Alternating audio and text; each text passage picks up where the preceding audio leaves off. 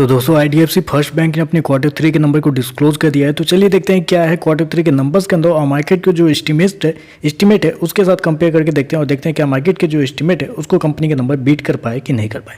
तो data basically lakhs में दिया गया है, मैं आपको क्रॉस में कन्वर्ट करके समझाता हूँ कैसे क्या हुआ है। पिछले क्वार्टर की बात करें तो पिछले क्वार्टर में कंपनी का टोटल इनकम 8,765 करोड़ के आसपास था। पिछले साल मात्र 7,064 करोड़ के आसपास, जबकि अभी देखें तो बढ़ गए 9,396 करोड़ कंपनी का जो टोटल इनकम है वो आपको जाता हुआ देखने मिला। तो साल दर साल देखें तो साल दर साल कंपनी का जो टोटल इनकम है उसके अंदर एक बेहतरीन तेजी आपको देखने मिली। अप्रोक्सीमेटली बोल सकते हैं 33% के आसपास का जंप आपको देखने मिला है साल दर साल कंपनी के नेट इनकम के अंदर। वहीं अगर क्वार्टर जाते हैं तो क्वार्टर भी कंपनी का जो नेट इनकम है उसके अंदर एक अच्छी खासी तेजी आपको देखने को, वहाँ भी देखें तो अप्रोक्सीमेटली 5 से 6% के आसपास की तेजी आपको देखने को मिली। तो कंपनी का जो नेट इनकम है वो आपको बेहतरीन तरीके से साल दर साल क्वार्टर बढ़ता हुआ देखने को मिल रहा है। इंटरेस्ट इनकम की बात कर लेते हैं। पिछले क्वार्टर में कंपनी ने 7,356 करोड़ जनरेट किए थे, पिछले साल 5,911 करोड़, अभी देखें तो बढ़ के 7,879 करोड़ के आसपास आपको देखने को मिला। तो कंपनी का इंटरेस्ट इनकम भी देखें तो आपको साल दर साल क्वार्टर बढ़ता हुआ देखने को मिल रहा है। चलिए कंपनी के खर्चे क्या है वो देख लेते हैं।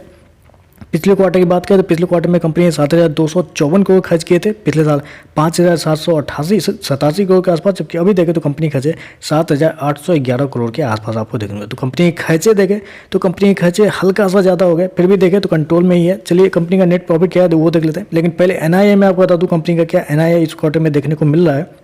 तो इस क्वार्टर में कंपनी का जो एनआईए निकल के आ रहा है, जो कि नेट इंटरेस्ट इनकम जिसको बोलते हैं, वो निकल आ रहा है 4,280 करोड़ के आसपास, जबकि मार्केट का जो एस्टिमेट था कंपनी के एनआईए को लेके वो था 4,139 करोड़ के आसपास। तो आप कह सकते हैं कि मार्केट का जो एस्टिमेट था कंपनी के एनआईए को लेके उससे बेहतर कंपनी के जो एनआईए है वो आपको देखने को मिला। अप्रोक्सीमेटली 4% ज़्यादा कंपनी के एनआईए आपको देखने को मिले, मार्केट के एक्सपेक्टेशन से ज़्यादा आपको देखने को मिल रहा है। चलिए कंपनी का प्रॉफिट क्या है वो देख लेते हैं। पिछले क्वार्टर की बात करें तो पिछले क्वार्टर में कंपनी का प्रॉफिट 746 करोड़ के आसपास था, पिछले साल 616 करोड़, अभी देखें तो बढ़ के 732 करोड़ के आसपास कंपनी का प्रॉफिट आपको देखने को मिला है। तो साल दर साल देखें तो साल दर साल कंपनी की जो प्रॉफिट है उसके अंदर ऑलमोस्ट 20% के आसपास की तेजी आपको देखने को मिली। वहीं अगर क्वार्टर जाते हैं तो क्वार्टर कंपनी का जो प्रॉफिट है वो आपको हल्का सा गिरता हुआ देखने को मिला है। हल्का सा गिरा क्यों है? क्योंकि इस क्वार्टर में कंपनी को प्रोविजन के रूप में एक अच्छा खासा लॉस लगा है।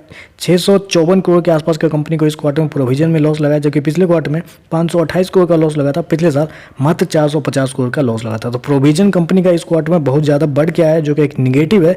याद रखिएगा एक चीज़ यहाँ पे निगेटिव निकल के आ रहा है वो है कंपनी का प्रोविजन, जो इस क्वार्टर में थोड़ा सा बढ़ के आता हुआ देखने को मिल रहा है।